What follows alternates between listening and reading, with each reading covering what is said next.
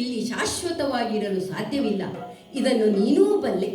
ಹಾಗಾಗಿ ಹೇಳ್ತಾ ಇದ್ದೇನೆ, ನಿನ್ನ ತೊಡೆಯ ಮೇಲಿರುವ ನಿನ್ನ ಪತಿಯ ಶಿರವನ್ನು ಕೆಳಗಿರಿಸು. ನಾನು ನನ್ನ ಕರ್ತವ್ಯವನ್ನು ಪಾಲಿಸುತ್ತೇನೆ.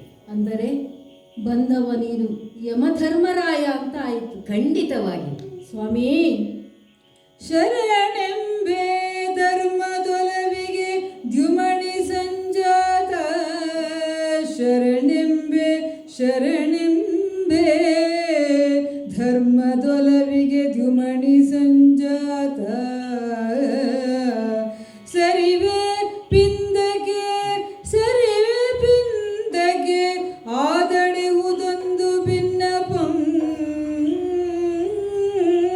ಸರಿವೆ ಪಿಂದಗೆ ಆದಡೆಯುವುದೊಂದು ಭಿನ್ನಪಂ,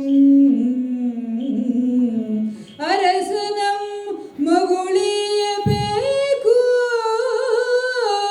ಅರಸನಂ ಮಗುಳಿಯಬೇಕೆಂದಳು, ಶರಣೆಂಬೆ ಶರಣೆಂಬೆ ಶರಣೆಂಬೆ.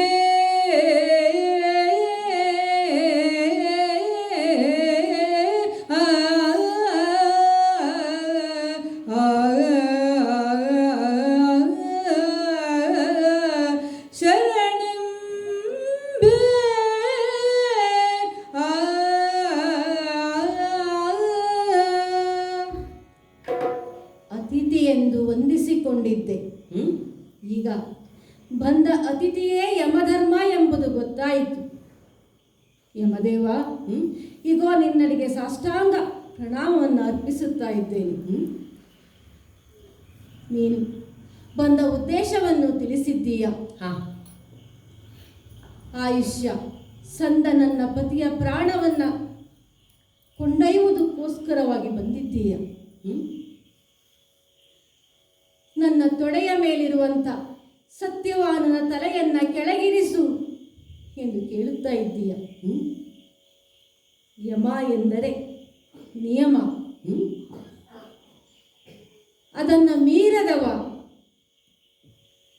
ಕಾಲಪಾಶವನ್ನು ಹಾಕಿ ಕರೆದೊಯ್ಯುವಾಗ ಅದೇ ತಾನೇ ಕಣ್ಣು ಬಿಡುತ್ತಿರುವ ಹಸುಗೂಸಿರಬಹುದು, ಆಟವಾಡುವ ಮಕ್ಕಳಿರಬಹುದು, ಹಸಮಣೆಯಲ್ಲಿ ಕುಳಿತಿರುವ ಮಧುಮಕ್ಕಳಿರಬಹುದು, ಹಾಲುಡುತ್ತಿರುವ ತಾಯಿ ಇರಬಹುದು. ಯಾರ ಬಗ್ಗೆಯೂ ಕರುಣೆ ತೋರದೆ ನಿನ್ನ ಕರ್ತವ್ಯವನ್ನು ನೀನು ನಿರ್ವಹಿಸುವುದಕ್ಕೋಸ್ಕರವಾಗಿಯೇ ಯಮ ನಿನ್ನ ಹೆಸರಿನಲ್ಲಿ ಧರ್ಮ ಎಂಬುದು ಸೇರಿಕೊಂಡಿದೆ. ಅದೇ ನನ್ನ ನಡೆ. ಹೌದು ದೇವ, ಅವರವರ ಕರ್ತವ್ಯವನ್ನು ಸರಿಯಾಗಿ ಪಾಲಿಸುವುದೇ ಧರ್ಮ. ಅದನ್ನು ಬಲ್ಲವಳು.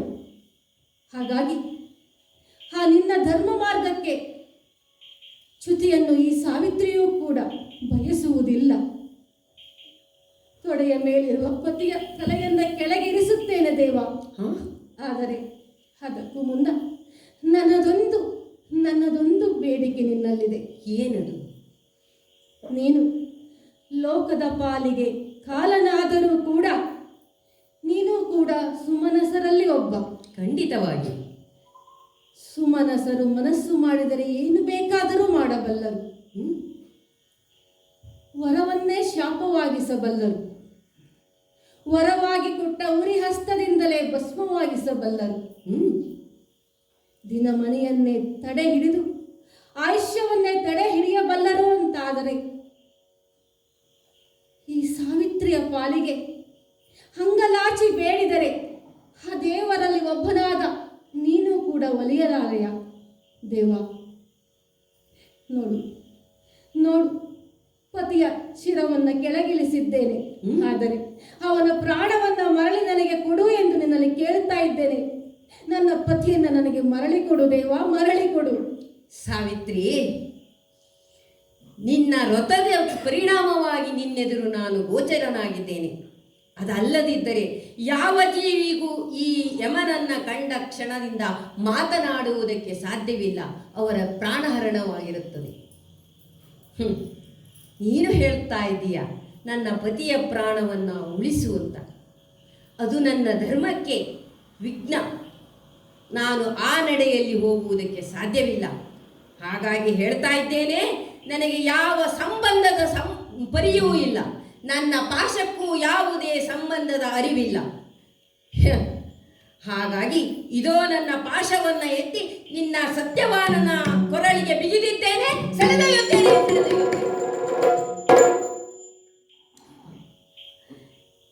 ಯಮನಿಗೂ ಅಂತಃಕರಣವಿದೆ.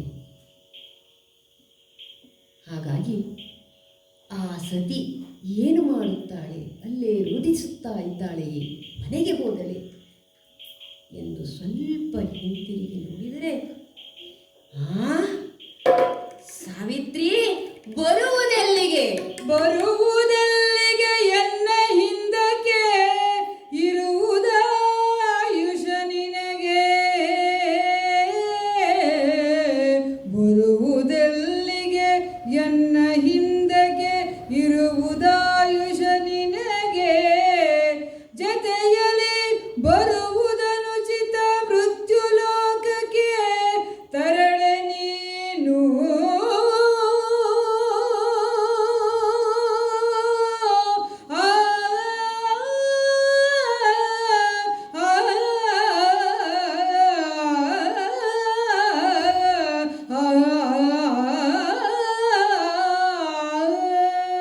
ತರಳೆ. ಹೌದು, ಆಯುಷ್ಯ ಮುಗಿದವರನ್ನ ಮಾತ್ರ ನಾನು ಕೊಂಡೊಯ್ಯಲು ಸಾಧ್ಯವೇ ವಿನಃ ಆಯುಷ್ಯ ಇರುವವರು ಅವರು ನನ್ನ ಜೊತೆ ಬರಬಾರದು. ನಿನಗಿನ್ನೂ ಆಯುಷ್ಯ ಇದೆ. ಹಾಗಾಗಿ ನೀನು ಇನ್ನು ನಿನ್ನ ಆಯುಷ್ಯ ಮುಗಿಯುವವರೆಗೂ ಇಲ್ಲಿಯೇ ಬಾಳಬೇಕು, ಬದುಕಬೇಕು. ಹಾಗಾಗಿ ನನ್ನನ್ನು ಹಿಂಬಾಲಿಸಬೇಡ, ನಡೆ ಹಿಂದಕ್ಕೆ.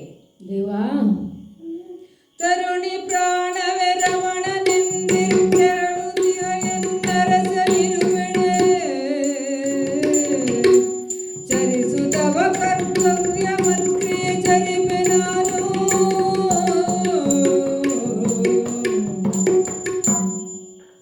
ಯಮದೇವ, ಸಾವಿತ್ರಿ, ಹಿಂಬಾಲಿಸಿ ಬರಬೇಡ ಎಂದು ಹೇಳುತ್ತಾ ಇದ್ದೀಯ. ಖಂಡಿತವಾಗಿ.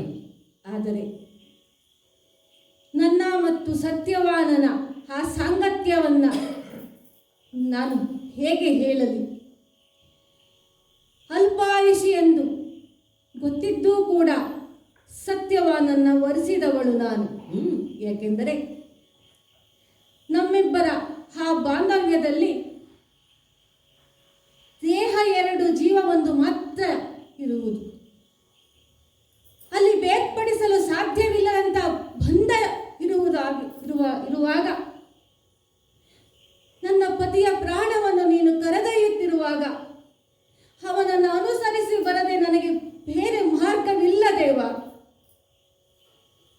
ನನ್ನ ಜೀವ ಸತ್ಯವಾನನಲ್ಲಿ ಅಡಗಿದ್ದರೆ ಸತ್ಯವಾನನ ಪ್ರಾಣ ನನ್ನಲ್ಲೇ ಅಡಗಿದೆ. ನೀನು ಯಾರೊಬ್ಬರನ್ನು ಕರೆದೊಯ್ದರೂ ಕೂಡ ಅದು ಇಬ್ಬರನ್ನು ಕರೆದೊಯ್ದಂತೆ ದೇವ. ಒಂದರ್ಥದಲ್ಲಿ ನಾನು ನಿನ್ನನ್ನು ಹಿಂಬಾಲಿಸುತ್ತಿಲ್ಲ, ಸತ್ಯವಾನನ್ನ ಕರೆದೊಯ್ಯುತ್ತಿರುವಾಗ ಅವನಲ್ಲಿರುವ ಈ ಸಾವಿತ್ರಿಯ ಪ್ರಾಣ ತಾನಾಗಿಯೇ ನಿನ್ನನ್ನು ಹಿಂಬಾಲಿಸಿ ಬರುತ್ತಿದೆ. ಬರಬೇಡ ಬರಬೇಡ ಎಂದರೆ ಹೇಗೆ ಸಾಧ್ಯ? ನನ್ನ ಪತಿಯನ್ನು ಅನುಸರಿಸದೇ ಇರಲು ಹೇಗೆ ಸಾಧ್ಯ ದೇವ? ಮೆಚ್ಚಿದೆ ಮೆಚ್ಚಿದೆ ಮೆಚ್ಚಿದೆ ಮೆಚ್ಚಿದೆ ಬಂದ್ರೆ,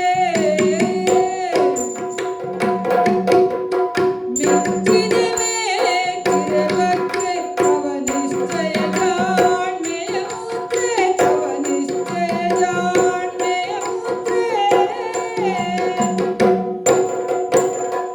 ಅಚ್ಚ ದರಿದ್ರಿಗೆ ನಿಧೀತ ತೆರನದು, ಅಚ್ಚ ದರಿದ್ರಿಗೆ ನಿಧೀತ ತೆರನದು, ಇಚ್ಛಿತ ಉಚ್ಚರಿಸಿದ್ದ ಪತಿಯನ್ನು. ಅಚ್ಚ ದರಿದ್ರಿಗೆ ನಿಧೀತ ತೆರನದು, ಇಚ್ಛಿತ ಉಚ್ಚರಿಸಿದ್ದ ಪತಿಯನ್ನು. ಮೆಚ್ಚಿದೆ ಮೆಚ್ಚಿದೆ ಮೆಚ್ಚಿದೆ. ಸಾವಿತ್ರಿ, ಸ್ವಾಮಿ, ಮೆಚ್ಚಿದೆ ಮೆಚ್ಚಿದೆ ನಿನ್ನ ಮಾತುಗಳನ್ನ. ಹೌದು, ದಟ್ಟ ದರಿದ್ರನೊಬ್ಬನಿಗೆ ನಿಧಿ ಸಿಕ್ಕಂತೆ. ನಿಧಿ ಎಂದರೆ ಕೇವಲ ಹಣವಲ್ಲ, ಯಾರಿಗೆ ಏನು ಬೇಕೋ ಅದು ಸಿಕ್ಕಿದಾಗ ಆಗುವಂತಹ ಸಂತೋಷ. ಹಾಗೆ ನಿನ್ನ ಮಾತುಗಳನ್ನು ಕೇಳಿ ನನಗಾಯಿತು. ತ್ರಿಕರಣ ಶುದ್ಧರಾಗಿ ನೀನು ನಿನ್ನ ಪತಿಯನ್ನ ವರಿಸಿದ್ದೀಯ, ಅವನ ಜೊತೆಯಲ್ಲಿಯೇ ಸಾಗುತ್ತೇನೆ ಎಂದು ಹೇಳ್ತಾ ಇದ್ದೀಯ. ಸಾವಿತ್ರಿ, ನಾನು ಮೆಚ್ಚಿದ ಕಾರಣ ನಿನಗೆ ವರವನ್ನ ಕೊಡುವುದಕ್ಕಾಗಿ ನಿಂತಿದ್ದೇನೆ.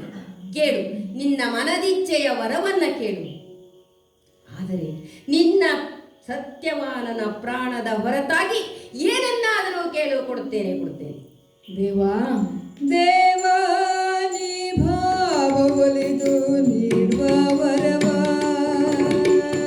ಮಾವನ ಕಂಗಳು ಅತ್ತೆಯ ಕಾಲನೀಗ, ದೇವರಿಸದೆ ದಯ ಪಾಲಿಸುವ ಗುಣೇ, ಮಾವನ ಕರದಿವ್ಯ ತೇಜ ಸಹಿತಲೇ. ದೇವಾನಿ ಭಾವ ಒಲಿದು, ದೇವಾನಿ ಭಾವ ಒಲಿದು ನೀಡುವರವ. ದೇವಾ, ಸಾವಿತ್ರಿ, ನನ್ನ ಪತಿಯ ಪ್ರಾಣದ ಹೊರತಾಗಿ ನೀನು ಏನು ನೀಡಿದರೂ ಕೂಡ ಅದು ಸಾವಿತ್ರಿಯ ಪಾಲಿಗೆ ವರವಾಗಲು ಸಾಧ್ಯವೇ ಇಲ್ಲ. ಅದೆಲ್ಲವೂ ವರವಾಗುವುದಾಗಿದ್ದರೆ ಅಷ್ಟೈಶ್ವರ್ಯದ ಮಧ್ಯೆ ಹುಟ್ಟಿ ಬೆಳೆದ ನಾನು ಆಶ್ರಮದಲ್ಲಿ ವಾಸಿಸುತ್ತಿರುವಂತಹ ಸತ್ಯವಾನನ ಕೈ ಹಿಡಿಯುತ್ತಿರಲಿಲ್ಲ. ಈ ಸಾವಿತ್ರಿಯ ಪಾಲಿಗೆ ಎಲ್ಲ ವರವೂ ಕೂಡ ಸತ್ಯವಾನನೇ. ಅವನಂದ್ರೆ ಕೊಡಲಾರೆ ಎಂದ ಮೇಲೆ ಹಾಗಂತ ನೀನು ಭಾವ ಒಲಿದು ಕೊಟ್ಟ ಆ ನಿನ್ನ ವರವನ್ನ ನಾನು ತಿರಸ್ಕರಿಸಿದರೆ ಅದು ನನ್ನ ಉದ್ದಟತನವಾದೀತು.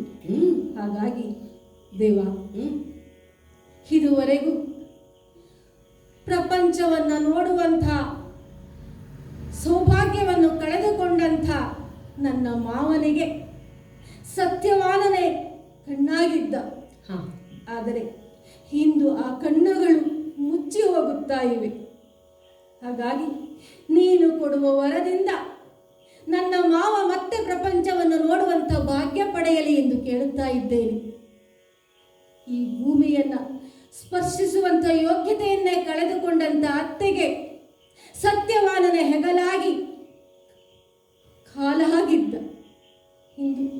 ಇಂದು ಆ ಕಾಲುಗಳು ನಮ್ಮ ಅತ್ತೆಯಿಂದ ದೂರವಾಗುತ್ತಿರುವ ಈ ಸಂದರ್ಭದಲ್ಲಿ ಮತ್ತೆ ಈ ಭೂದೇವಿಯನ್ನು ಸ್ಪರ್ಶಿಸುವಂತಹ ಶಕ್ತಿ ನನ್ನ ಅತ್ತೆಯ ಕಾಲುಗಳಿಗೆ ನಿನ್ನ ವರದಿಂದ ಬರಲಿ ಎಂದು ಕೇಳುತ್ತಾ ಇದ್ದೇನೆ ದೇವ.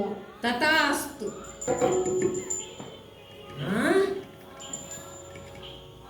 ಮತ್ತೆ ಮತ್ತೆ ಬರುವುದೆಲ್ಲಿಗೆ ನೀನು? ಬರುವುದೆಲ್ಲಿಗೆ ಹಂಸಯಾನೆ,